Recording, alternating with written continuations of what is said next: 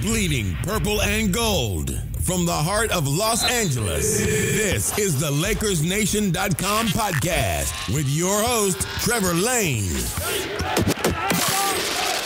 Hey everybody, welcome to today's show. As always, we are powered by CLNS Media and LakersNation.com, your one-stop shop for all things Lakers. Today's show is sponsored by SeatGeek. Just download the SeatGeek app and use the promo code NATION and you get $20 off your first purchase, whether it's concert tickets, sporting event, whatever. And you'll get a phenomenal deal because they actually rate all of their tickets based on what kind of deal that you're getting. So very, very cool stuff. Check them out, the SeatGeek app. Again, that promo code is NATION. Now, the Lakers are on a 2-game winning streak at this point. Thankfully, they've picked up a few wins here, but we also have the trade deadline getting closer. Some rumors are starting to come out. We've got a ton of things to discuss. So Hannah Kulik is joining me from LakersNation.com. Hannah, how are you doing? I'm doing well, Trevor. Thank you so much for having me. I'm so excited. We have this little 2-game win streak. The Lakers they're streaking right now. 5-game win streak at home. They're 6 of their last 8. Things are doing pretty well for us right now. Yeah, I'm so excited about the way the Lakers are playing right now that I forgot to mention that, that listeners need to go to iTunes and make sure they rate, review, and subscribe to this show. So don't forget to do that, guys. But yeah, the Lakers are on this great streak, 5 straight games at home. And the fact that the last 2 wins have been without Lonzo Ball have been particularly impressive. Hannah, how are they doing this? Well, obviously it's one of my main man, Jordan Clarkson. He's just been going on a tear these last 2 games, which I'm very happy for him because, obviously he's one of my favorite Lakers and he's been since we got him a few years ago. But it's just nice to see him have a nice 2 games just with all the rumors and, even, regardless of what they say, he's been really kind of stressed and it's really annoying to have to deal with all the rumors as a player and to see him be able to come out and, kind of take a hold of this team and kind of be the main man these last 2 games has been really nice. Yeah, and you know what? Let's dig into Jordan Clarkson in just a minute here. Because I do want to spend a lot of time talking about him. But first, Lonzo Ball. It looks like he might be kind of iffy for this upcoming 5-game road trip, which means he's not going to be playing in a few nights when the Lakers take on the Boston Celtics. So, of course, that's a bummer. And then he could be out for that entire road trip because he's got that sprained knee. Are you having any concerns at all about maybe Lonzo getting that kind of injury-prone label? Yeah, it's definitely a little concerning because, a guy who's so young like Lonzo, it's definitely frustrating when he's, had these injuries because I feel like he'll come back and, he'll start to get his groove back and the Lakers as a team will start to, gain some momentum and then he gets injured again and it just kind of messes everything up. But I think that is why these last 2 wins have been so important for the team, especially just for their whole morale because like we saw last time with Lonzo's injury, we went on that, 9-game losing streak. And I think it gave the Lakers that mentality that, listen, we don't even have a chance without Lonzo, so why should we even come out and try? But now that they've been able to win these last 2 without him, they've been able to do it, pretty nicely and excitingly, I think that's something that has been the most exciting for me with these last 2 wins for sure. Definitely, yeah. Jordan Clarkson, as we talked about, has been amazing. This has been like throwback Jordan Clarkson. Actually, you know what? This is the Jordan Clarkson that a lot of people thought we would be seeing right now when he was a rookie, right? When he burst onto the scene as a rookie, he was first-team All-NBA. Everybody thought he was the Lakers point guard of the future. He was just tearing it up. And we thought, hey, what's this kid going to look like in, say, 3 years? What's this kid going to look like in 4 years? And, well, here we are. And these last 2 games have been Jordan Clarkson on that level. He started off the season hot, then he dropped down a little bit, but against the Indiana Pacers, and I think I was even more impressed against the Knicks than I was against the Pacers in this big win. He looked really good, and Hannah, I'll tell you what I was really impressed by. His shooting was amazing, right? His efficiency around the basket was great, but what stood out to me was not the scoring, it was the passing that we saw against the Knicks. That was just, that was throwback Jordan Clarkson to back when he was a point guard, 10 assists in this game, and some of the passes that he was throwing, particularly one, Brandon Ingram made a baseline cut, and Clarkson just hit him perfectly in stride. It may have even been a look-away pass. Stuff that we haven't seen from him in some time. Yeah, no, Jordan Clarkson was on a tear tonight. I mean, the 29 points is obviously great, but like you said, the 10 assists, and that's something that I really like to see from him because again, I think Jordan Clarkson gets a lot of slack sometimes for people who don't like him because they say he can be kind of a ball hog. Well, look, tonight he had 10 assists, and I think the biggest reason these last two games that he's been able to do this is because he's been getting the minutes. The problem with Clarkson this season is I feel like his minutes have been so inconsistent, and it's really hard to kind of come into a game and get your groove when you're only playing a few minutes at a time. But when you're getting the minutes and you're going into the game with a mentality like, listen, I'm going to have a ton of minutes tonight, I think that gives him the confidence going into the game. Yeah, it's kind of a chicken and egg situation, isn't it? Because Luke Walton tends to dole out minutes based on merit, which isn't necessarily a bad thing. Whoever really has it going in a game is going to get the more minutes. So in this game against the Knicks, Clarkson played 38 minutes because he really had it going. Then other nights he doesn't play so many. So it's kind of a tough spot because he has to play well in order to get the minutes, but then maybe he needs the minutes in order to play well. Right. So it's just up to him to kind of adapt and figure all that out. Now, I saw a ton of people talking about this online during the game and after, asking about because, well, here, Julius Randle was amazing as well. I mean, Randle and Clarkson just paced the team in this game. Randle, 27 points, 12 boards, 5 assists, 1 steal. He was a monster, played 37 minutes. So people were asking, does this change their value heading into the trade deadline? The fact that Randle and Clarkson have been playing so well, does that change anything, do you think? Well, listen, my thought process for the whole trades were I don't want to trade Jordan Clarkson and Randle unless we are getting someone that's going to be our future. And I've said that, just for, people have asked me on Twitter, people have asked, through the podcast and stuff as well.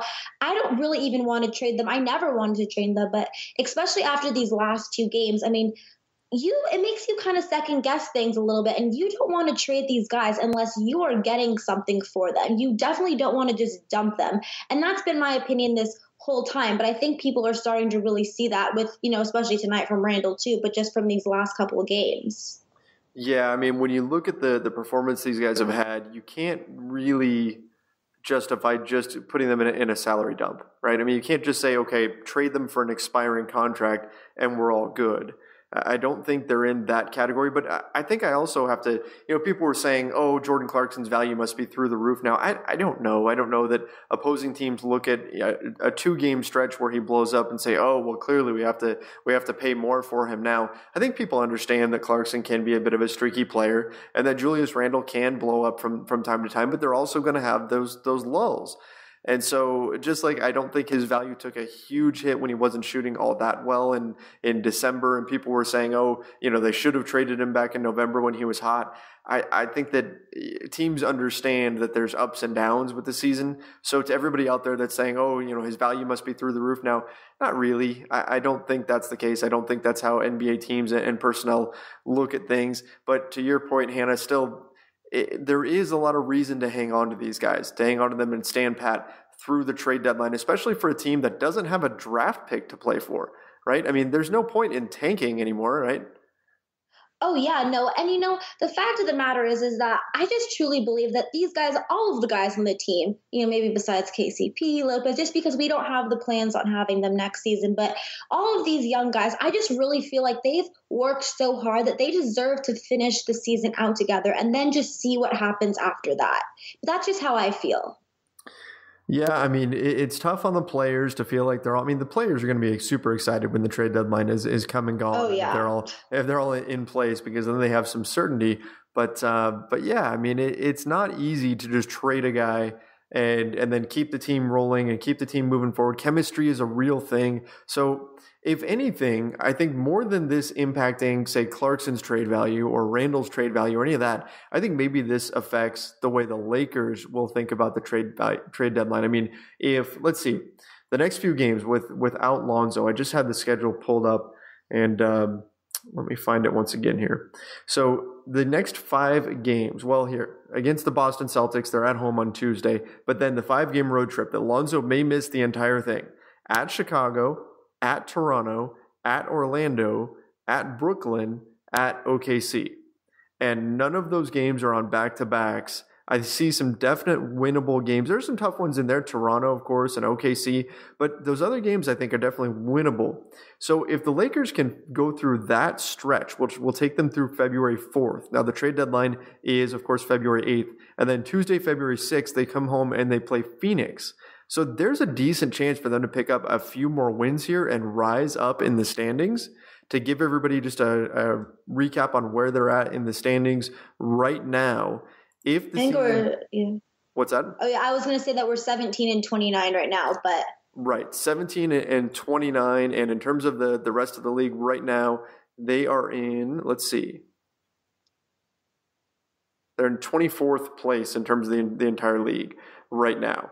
So if we're worried about what pick is going to be sent to the Philadelphia 76ers or Boston Celtics, right now, if everything stood pat, they'd be sending the 7th pick. But they're within one win of the Nets and the Bulls, both teams that they play. And then they are right there as well with the Charlotte Hornets, who they don't play, but they could easily pass. The Utah Jazz are only up 2 games in the win column on them, so they could actually jump up a number of spots. They could be sitting in that 11th spot, maybe even 12th, depending on how quickly they rise up. So by the time the trade deadline comes around, this team could be in a very different situation than they are right now. I guess that's the point that I'm getting at, and perhaps that will influence the team to maybe hang on to this group that they have right now, at least through the deadline, and then make their moves over the summer. Do you think that would be a good idea, Hannah? I'm sorry that was such a long explanation of kind of where we're at.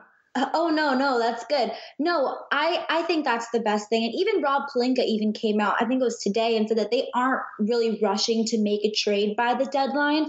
And they're only going to look to move a player if they see something that'll, really make them, like if we're able to maybe, trade for, he didn't say this exactly, but like a Paul George or DeMarcus Cousins, if we're able to make a trade that is going to set us up for, our future. And I agree with that statement. I don't know if he's necessarily, 100% telling the truth on that. I think they always kind of, make those statements saying, listen, we're not really, we don't have any plans to trade. But I really don't think that they should look to move any players. I just think it's going to really disrupt the whole team and the whole chemistry. And I just don't think it's necessary. Okay. Yeah, I can see where you're coming from on that. And let's dig into that statement, to Rob Pelinka's statement in just a moment. First, I want to pause for just 1 second and talk about SeatGeek. Because buying tickets to sporting events and concerts can be complicated and confusing. Trust me, I've been trying to find tickets to Justin Timberlake for my wife, and it has not been easy. It's been frustrating trying to find different deals. But SeatGeek actually makes it very, very easy because they are the smartest, easiest way to get tickets to every type of live event. Whether you're searching for a last-minute deal, planning a night out, or need to find the perfect gift, SeatGeek helps you find the best seats at the best prices, fully guaranteed. There's nothing quite like seeing your favorite team or musician in person, and you get closer to the action and for a great value with SeatGeek. So I have the SeatGeek app on my phone, and I've been looking for these Justin Timberlake tickets. And so I tried a few different sites just to kind of play around with it and see what the difference is, because I've been using SeatGeek for over a year now.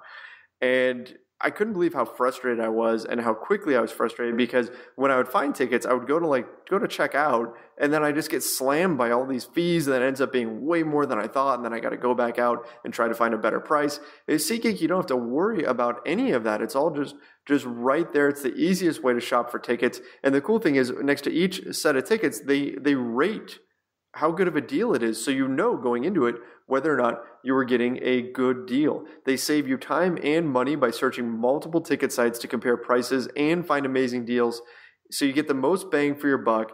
They grade every ticket based on value, and they help you immediately find the best seats that are going to fit your budget. Every purchase is also fully guaranteed, so you don't have to worry about getting ripped off. You can shop for tickets with total confidence. Make SeatGeek your go-to app. It is for me, for finding the best deals on every type of ticket, from sports and concerts to comedy, theater, whatever. It's on there.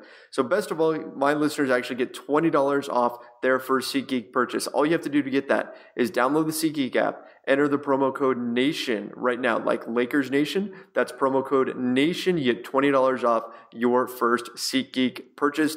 Go check them out.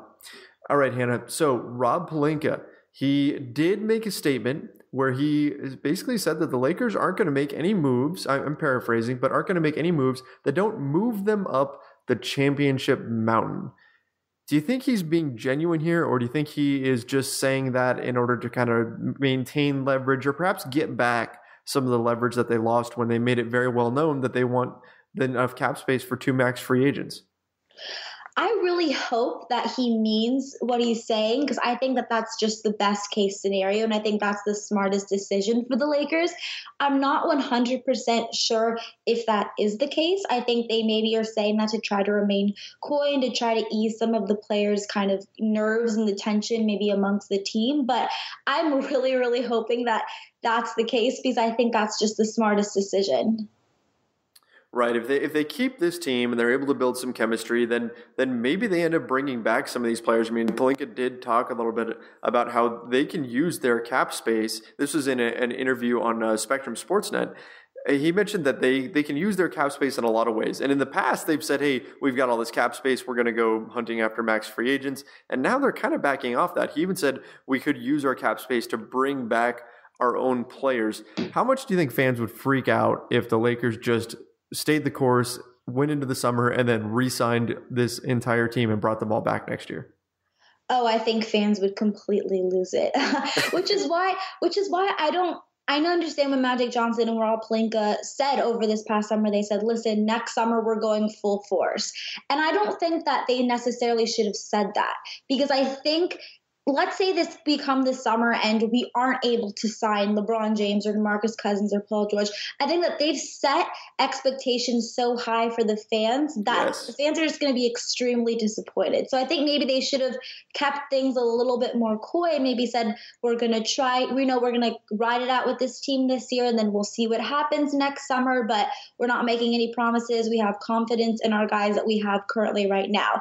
And then come the summer, if we were able to get, a big free agent, then it would have been really exciting. But when you make a statement like they said over the summer, saying pretty much, that they're guaranteeing this next summer to be a huge summer for the Lakers and almost guaranteeing getting, a LeBron James or a big NBA star, if it comes and they don't get someone, I think fans are going to be extremely upset, which I think they should be. Oh, yeah, agreed. I mean, I feel like we're almost kind of caught in a time loop here. This is almost like Jim Buss all over again. They didn't go that far. It wasn't like when Jim Buss said, hey, if we're not contending again, I'm going to quit, right? Or I'm going to walk away. Yeah. Right. And where he put that timeline on himself. But still, they've set up these expectations to be super high to where if they don't get LeBron James and Paul George, or LeBron James and DeMarcus Cousins, some combination of superstar players, and I'm talking about more than one. We're talking about 2 max superstar players, and there's only 3 available this summer by my book, and that's Cousins and James and George. If they don't get 2 of those 3, fans are going to be disappointed because that's what they've been told. I think the message from day one should have been, hey, we're going to use this cap space smartly. We're going to spend if it's prudent to spend it at this time, and if not, we'll look to make other moves with it. There are a lot of things you can do with cap space, especially when there's not going to be much room around the league. I think a much more conservative approach was necessary there, and instead these expectations are sky high. So it's going to be interesting to see how that impacts their trade discussions, because if I'm another team and I'm going to be absorbing Jordan Clarkson's contract, I'm going to try to give as little as possible. And I'm going to say, hey, you guys have to make this move because you have to free up cap space. So I'm not going to pay a ton for him, right? I feel like other teams are going to use this to try to leverage the Lakers into giving them less than they would otherwise. And maybe that's what Rob Pelinka's comments are about, kind of trying to backtrack a little bit and maybe regain some of that leverage that was lost before. It's going to be an interesting summer for the Lakers, that's for sure, as well as the trade deadline to see how they manage this, because I feel like they have put themselves in a really tough spot. Yeah, and that's why I've been so reluctant to want to trade, Randall or Clarkson or Nance, or really to want to trade anybody, just because every summer I feel like it's, there have been rumors that even way back it was like Kevin Love is for sure coming to the Lakers, right. And, Russell Westbrook's coming and LaMarcus Aldridge is coming. And then the summer passes and no one comes. And I'm like depressed, and it's, a whole thing. And so this summer I'm really trying to be realistic about it. And I'm trying to say, like, listen, it would be amazing if we could get DeMarcus Cousins, Paul George, LeBron James, whatever. If we can get someone, it would be amazing. But I'm almost going into the summer without was not expecting it, because I don't want to be disappointed. And that's why I don't really want to trade Randall. I don't want to trade Clarkson, because I'm nervous that the Lakers are going to trade those guys. And then come this summer, we're not going to get anyone. And then we're going to be left with a pretty sad looking team next year. Right. Yeah. If you trade those guys now and you don't get anything for them, let's say you just jettison them and you free up cap space. Right, like a big part of the D'Angelo Russell trade was that they were getting cap space that they could use this summer. Well, if they don't spend that on anybody, if they don't get anybody, then that D'Angelo Russell trade looks worse. Same thing here with if you trade Randall, you trade Clarkson, and you just get cap space in return, and then you're not able to use that on LeBron James or Paul George, then those deals look horrible. So you have to be really careful here that you don't go and make moves like that unless you know for sure that those guys are coming.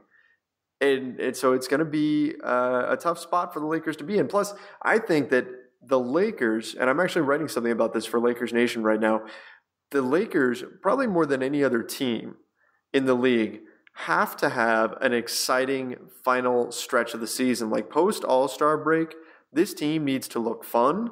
The young players need to really start to pop. They need to look like they could be something good, because heading into free agency, you don't want the vibe of a team that has just like coasted through the end of the season on fumes and they couldn't get anything done and they're terrible, they're losing all these games. You don't want that kind of stink on you when you're going and pitching free agents. Instead, you want free agents looking at this team and thinking, hey, one more piece and they could be something. I could be that guy to put them over the top. And so it's important that they finish strong, and that might mean hanging on to guys like Randall and Clarkson. Yeah, Trevor, I completely agree with you on that. I think how the Lakers finish off this season is so important, because like you said, if they're losing games and, things just look really negative over here and the team looks all out of sorts, why in the world would a guy like Paul George or LeBron James, why would they want to come and play for us? It makes no sense. But if, like you said, if they can finish out the season strong, win some games, look like they're fun, look like everything's, great, look like if they just were able to add in a few pieces that we would be ready to go, then that's a different story. So I think how the Lakers finish off the season is so important, and I'm actually extremely nervous about it. But I mean, so far it's okay, but I'm really hoping that they're able to just finish off strong and healthy. Hey, not to derail our conversation too much here, but something that I've seen popping up quite a bit. I feel like when Lonzo's out, I think health is important. The Lakers need to get Lonzo in there. But when Lonzo's out, I'm jumping on board the start Alex Caruso train. Are you with me on that? I mean, hey, I was at that summer league game when he, went completely crazy. So, I have a soft spot in my heart for Alex Caruso for sure. But, tonight he played well. He had 9 points. He was really nice tonight. So, I think between him and Tyler Ennis, whoever starts with Lonzo out, it's fine. But, I have a soft spot in my heart for Caruso. I think he's been better than Ennis. I think that's, maybe that's a low bar to clear, but yeah, I mean, I'm on the start Alex Caruso train here. So you know what, let's switch gears here a little bit, because let's talk about some actual trade rumors. I know that we just said, hey, the Lakers may be better off just kind of staying pat at the trade deadline, but I still just have this feeling like, even if it's something not major, maybe Randall stays, maybe Clarkson stays, maybe, I feel like something may happen here. So there's some trade rumors that have come out, and they're going to become more and more frequent as we get closer to the trade deadline, which is February 8th. So it's coming up in about 2.5 weeks. I'm kind of in a trade mood anyway, because my LA Galaxy just pulled off a big trade. They traded Giassi Zardes and $400,000 in allocation money for Ola Kamara, which is a huge trade to the Columbus Crew. Those of you guys who love soccer know what I'm talking about. Those of you who don't are probably just shaking your head and hoping I get back to basketball. But nevertheless, there are some NBA rumors that have come out. And one of them that I thought was really interesting is that Charlotte has put Kemba Walker, point guard, on the trade block. And I mean, I don't know. I don't see the fit with the Lakers because Lonzo Ball is there. But then at the same time, Kemba is so talented. Could you imagine a scenario where the Lakers went after him? Yeah, this was interesting because obviously Kemba Walker is, he's an all-star point guard. He's a great player. But like you said, I don't really see him wanting to come and play, off the bench to Lonzo Ball. And I don't really see the Lakers going out and, spending money and getting a big point guard because we have Lonzo. With that being said, I mean, if the Lakers are concerned that Lonzo Ball isn't going to be able to stay healthy, then possibly. But I don't think it's all that realistic. Right. I mean, I could see a scenario where they run Lonzo and Kemba in a two-guard system, and that could potentially work. But here's the thing, and I think this is where any potential deal would actually die. All right. The Hornets are rumored to want to have, in order to trade Kemba Walker, who's on a phenomenal contract. He's making $12 million this year, $12 million next year. So that's a wonderful contract, right? He is grossly underpaid. He's much better than that. But Charlotte wants a team that in any Kemba Walker deal to take back one of their bad contracts. So we're talking about like Batum, who is making like $24 million for the next 3 years. I think he even jumps up to $27 million at some point. So that's a lot of money. They want to take back a bad contract, plus in exchange for Kemba, they want a good young player or a first-round pick. I think that's where the Lakers hang up the phone. I think that's where a lot of teams hang up the phone. As good as Kemba is and as good as his contract is, I mean, the Lakers aren't going to tie up future cap space on a guy like Batum or something like that who's on a bad deal. They've got enough bad contracts as it is to worry about with Luol Deng. Plus, you've got to give up a young player or a first-round. So absorb a big contract, plus give up, say, Larry Nance, or maybe they would ask for Kyle Kuzma or somebody like that just to get Kemba Walker. I don't do that deal. I'm assuming you probably wouldn't either, Hannah. No, Kyle Kuzma is untouchable. We're just gonna put him. We're gonna put him away. We're gonna lock away the key. He's not allowed anything. He only played 10 minutes tonight, though. I know, but he jammed his hand, though. I think he's kind of having a little bit of an injury. But he got 15 points in those 10 minutes, so he was pretty good. He got 15 points tonight? Yeah, he had 15 points. He had 15 points on 6 for 8 shooting. So he did. Yeah. Man, I watched that game and I was thinking that he didn't score that much, but in 10 minutes he did have 15 points. Yeah. I completely missed that as an efficient outing from Kyle Kuzma. Oh yeah. They would have kept him in for 20. He would have gone for 30 for sure. Well, let's hang on to him then and not trade him for Kemba Walker. Definitely not. Definitely not. One, you ran a Twitter poll actually with these 4 guys that we're going to be talking about. And the guys that we're speaking about here are, we've got Kemba Walker, we've got Rodney Hood, DeAndre Jordan, and Derek Favors. And kind of interesting because in this Twitter poll, DeAndre Jordan wins, and we're going to get into him in a minute. But a close second was Rodney Hood, got 33% of the vote. Can you rationalize that? Why would fans be so excited about Rodney Hood, who right now is coming off the bench for the Utah Jazz? Well, I think people really want Rodney Hood, and the fans are, are excited about this possibility, which I don't really think is going to happen either, if I'm being honest. But because he's a shooting guard, and obviously the Lakers need more shooting guards, he's averaging almost 17 points a game this season. He's shooting 38.6 from 3. Obviously, he's being a little overshadowed by Donovan Mitchell this season, which is why he's sent to the bench. He's going to be a restricted free agent this summer, but he's only getting paid. He has a team option on him for next year for only $3.5 million. So he's a really, really good player, and he's extremely cheap, which I think is why fans are really excited about him. And, I think he's a lot less expensive than Clarkson. I think Clarkson's a little bit better than him overall.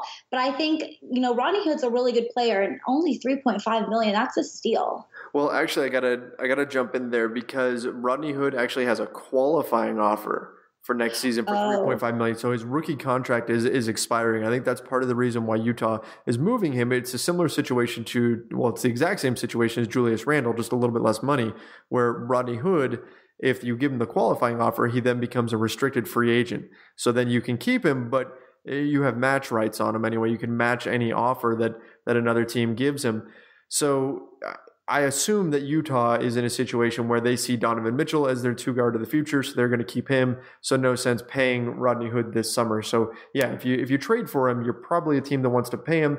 I get the appeal because he is a pretty good 3-point shooter. His defense hasn't been as good as it has been in the past this season. He's been not as great there. I feel like maybe he's focusing a little bit more on his offense because he knows he's heading into a contract year here. But I get it. The Lakers need shooters. I don't know if it's going to happen, although one possibility that I've seen is that the Jazz also want to trade Derek Favors. Now, I know in a perfect world, they're probably thinking, hey, we can combine Hood and Favors and get a good draft pick or get a good young player or something like that. But essentially what's happened in Utah is they've figured out that Favors and Rudy Gobert don't work together. that Favors is actually better as a center than anything else. He's blown up since Gobert has gone down, or at least played reasonably well since Gobert has gone down, but together they don't really mesh. So maybe Utah looks to trade him. He's got a $12 million expiring. So this is where I think maybe the Lakers would have some interest. Favors has $12 million in expiring contract. Rodney Hood's rookie contract is expiring, and that is right now a $2.3 million contract. So the thought in my head was something maybe around, say, Larry Nance or Julius Randle combined with Jordan Clarkson. The Lakers would be freeing up money for this summer, and they'd still be getting some talented players. What do you think about that? Yeah, that's an interesting scenario. I still don't necessarily think it's worth it, especially because I don't think we would plan on, we're not going to want to keep Rodney Hood if we're going to have to pay him the next year or whatever. And I don't think we're going to want to keep Derek Favors around. So, I mean, again, I'm just really reluctant to make a trade unless we're getting someone that's going to be in our future, because I just don't want to end up with, nothing for next summer. Well, my thought is that if you trade for those guys and say, Favors would just be a straight free agent, but Hood, you can make a restricted free agent. And maybe if things go south with LeBron James and Paul George and guys like that, then maybe you keep them around. But then again, I mean, you're probably better off in that scenario just hanging on to Clarkson and Randle, because I think I prefer those two over Favors and Hood. Yeah, I agree. And I actually think Clarkson's a little bit better of a player overall than Rodney Hood is, just personally in my opinion. But I mean, I guess that's an option, but I kind of agree with you. In that case, I'd rather just for sure stick with Clarkson and Randle. Oh, hey, I'm on Randle Island. Yeah. You love Randle. Yeah, I like Randle a lot too. He's been phenomenal. So I'm definitely in favor of hanging on to him. If it was Nance and Clarkson, maybe I would consider it, but even Nance has been playing so well lately. Yeah. It would be tough to pull the trigger on that. Well, last guy we need to talk about here, DeAndre Jordan. Now, the LA Clippers, the tenants in Staples Center, that crosstown rival of the Lakers, they've got DeAndre Jordan, and the Clippers are kind of in an interesting spot here because they're sitting in the 8th seed right now, but the Denver Nuggets are breathing right down their neck for that spot. The Utah Jazz aren't completely out of the race either. Of course, the Clippers aren't that far from the New Orleans Pelicans for the 7th spot, so they're kind of in the mix there. It's going to be interesting to see how they do this, because Lou Williams, who has been absolutely blowing up for the Clippers, he's been playing well. He's got trade value. DeAndre Jordan has trade value. Do the Clippers just go ahead and trade those guys and bow out of the playoff race? Or do they kind of try to keep them and continue to push and hope they make the playoffs? We'll see. But let's say they try to trade DeAndre Jordan. Let's say they move him. And the Cleveland Cavaliers have been a team that's been interested in him. But he's got a $22 million contract right now. He has a player option for next season. He does turn 30 this coming July. He will be a free agent this summer, almost certainly, assuming he declines that player option. Hannah, do you like DeAndre Jordan for the Lakers, and would you try to trade for him, or if you do like him, or would you try to just wait until free agency? I absolutely would not. I don't think I want to trade for DeAndre Jordan. Listen, I understand fans are excited about him. He won our poll. Fans really want us to get him for some reason. But I think that's because of his defense. And fans are thinking, if we bring in DeAndre Jordan, our defense is going to be, much better. He's a really good rim protector. But, like you said, he's making $22 million this year. He's making $24 million next year. I just don't think, in my opinion, he's worth that. I kind of would rather have a center that can stretch the floor, hit outside shots, and that's just not DeAndre Jordan's game. I understand for defensive purposes, he could definitely make us much better, but I just don't think he would really be adding that much to the team to be paying him that much. And if we do bring him in, then we can pretty much kiss getting, LeBron James or Paul George goodbye. Well, I mean, he's got a player option for next season that he probably declined. So even that $24 million, he's probably looking for a raise off of that. His max is actually going to be about the $35 million that LeBron James could get. I don't know that he gets that, but he could. So, I mean, he's probably going to hit free agency. You're probably going to pay him a lot. You're right. I don't know that he's the guy that gets you LeBron, right? I mean, or Paul George. If you're one of those guys, is DeAndre Jordan enough to make you say, hey, I'm going to go join the Lakers? I don't know. I mean, if say Paul George signs, that might get LeBron's attention. That might get LeBron to go, hey, man, it'd be cool to go play with that guy. I don't know that DeAndre Jordan has that kind of pull. Certainly LeBron does, but I don't feel like DeAndre Jordan has that. Oh, no, definitely not. And I mean, not to discredit DeAndre Jordan, he's a good player, but I mean, he played alongside Blake Griffin, Chris Paul, and they never, got that far in the playoffs. So I don't think he's the guy that's going to, come to LA and want to make LeBron James or anyone come. He's definitely not that kind of guy. He's a good player, but he's just not that good, in my opinion. A few concerns here. I mean, he's a great defender, at least a great rim protector, but he does turn 30 in July. He relies on his athleticism a lot for his value on the court. And so you got to wonder, if you sign this guy to a long-term deal, is it going to look bad towards the end of that contract? He's picked up a few nicks here and there this season where he's been injured. He's got an injured ankle right now, even though he's been really, really healthy throughout most of his career. So you kind of got to wonder if you'd be getting the downside of his production. So yeah, I'm with you. I don't think you go after DeAndre Jordan. I don't think you worry about trading for him or anything like that, because here's another factor. What's the point in trading for him, right? Like if you go out and you trade for, let's say the Lakers pull off a trade for Paul George right now, and they have to give up assets to do it and everything. Well, the benefit is you've got Paul George in-house for the next 3 months. You can show him until the season ends. You can show him what it's like living in LA. I mean, he knows what it's like. He grew up here, but you can show him what it's like playing for the Lakers, bring him into the organization, show him around so he knows what it means to win as a Laker and get into this culture.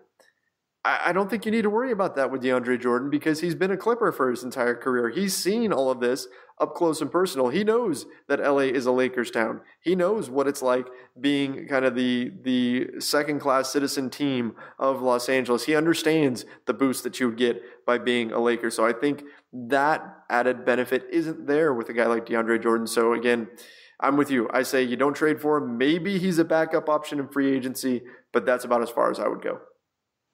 Yeah, I agree. And, in my opinion, I don't think any of these guys are really guys that we should go after hard. I mean, I can understand, Kemba Walker is a good player, but I just don't think that's a realistic, thing for us at the moment. I think that it's just best if we just ride out this season with our guys, and hopefully we're able to finish the season out strong, and then hopefully come this summer, I'm keeping my fingers crossed, we're able to get Paul George, LeBron, someone to come over. But I think right now we really just need to try to be patient and not rush into anything. Right. And as we said, the trade deadline is coming up in about 2.5 weeks, so we'll see what the Lakers do. But there's going to be a ton of rumors coming out between now and then. These 4 names that we've got right now that are on the trade block, of course, Larry Nance Jr., Julius Randle, and Jordan Clarkson are also on the trade block, we've heard. But those 4 names, expect that list to grow a lot. There's going to be a lot more names that we're going to hear as we get closer to the deadline. So just kind of be prepared for it, Lakers Nation. Buckle in, because things are going to get exciting here. Even if nothing happens, you're going to be hearing all kinds of rumors out there about what the Lakers may or may not be doing and guys that might be available. Whether or not they pull the trigger, we'll see. Last week, I think I said that I think they do. I still feel like maybe something happens, but I'm starting to feel more to lean towards the side that they maybe they just stick it out with this group. Yeah, if I had to guess, I would say I don't think anything is going to happen. That doesn't mean that there aren't going to be a ton of rumors and it's going to be super, so much drama, but I don't think anyone's going to be traded. Don't quote me on it, but it's just my feeling. It's not official, but Hannah says they're probably not going to be a trade. But don't quote her. Don't quote me unless I'm right. There we go. Hey, if it turns out they don't trade anybody, we'll go back to this show and we'll say, look, see, Hannah was right. Yep, my psychic abilities. All right. Well, I think that's a pretty good place to wrap things up here. Hannah, thanks so much for hopping on here and discussing all this craziness. And hopefully the Lakers continue the win streak, because wouldn't it be awesome to pick up a win over those Boston Celtics? Oh, it would be amazing. I'm so excited. Actually, I'm going to try to get tickets for the game, so hopefully I'll be able to go. All right. Well, bring some luck to the team. That's going to wrap things up for today, guys. Don't forget, go download that SeatGeek app. Use the promo code NATION. Get $20 off your tickets. Heck, if you want to go to the Boston Celtics game, that would be a great one to go. Use that SeatGeek app for. Find out whether or not you're getting a good deal, and why not get $20 off while you're at it? Again, just use that promo code NATION. So we'll be back with another show next Monday, and any breaking news in between now and then, we'll make sure that we discuss it on the Lakers Nation newsfeed, which is our quick hitter podcast. We bring you all the latest Lakers news in 15 minutes or less. So be on the lookout for that one. And of course, go to LakersNation.com for in-depth analysis of everything going on in the world of the Los Angeles Lakers. My name's Trevor Lane. This has been the Lakers Nation podcast. See ya.